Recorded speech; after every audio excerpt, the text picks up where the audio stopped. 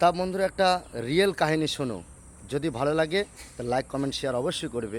তো এই জায়গাটার পিছনে যে মন্দিরটা দেখতে পাচ্ছ, এই জায়গায় আমি ঘুরতে এসে আমাকে এই সাধু বাবা ওখানে আছে, উনি বললেন, কিছুক্ষণ ওনার কাছে বসে থেকে আমি গল্পটা শুনলাম।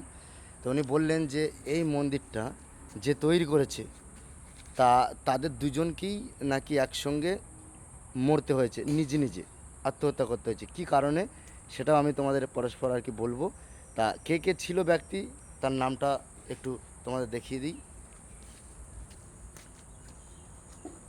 দেখো বন্ধুরা, এই জায়গাটায় ব্যক্তিগুলোর নাম দেখে নিশ্চয়ই বুঝতে পারছো যে হচ্ছে ইনি ছিলেন শ্রী নরেন্দ্রনাথ ধারা, আর পরেরটা ছিলেন শ্রী হরেন্দ্রনাথ ধারা, আর তারপরে ছিল বীরেন্দ্রনাথ ধারা, রেপাড়া, হুগলি, যে জায়গাটা হুগলি।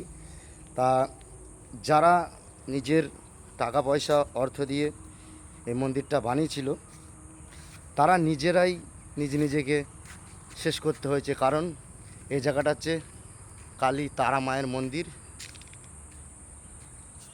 সেই বলেছিল যে হচ্ছে আমাকে স্বপ্ন দিয়েছে যেখানে এই জায়গাটায় এই মন্দিরটা তৈরি করে দিতে হবে, তৈরি করার পরে তাকে মরতে হবে।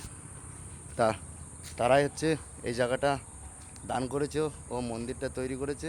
দেখো প্লেস জায়গাটা, আমি এটা শুনে তো অবাক হয়ে গেলাম। তা তোমাদের এই কাহিনীটা শুনে কেমন লাগলো প্লিজ কমেন্ট ও শেয়ার করে আরও 5 জনকে জানার জন্য বলবেন। আর প্লিজ কমেন্ট করে জানাবেন যে ঘটনাটা সত্যিই অলংকিন ঘটনা।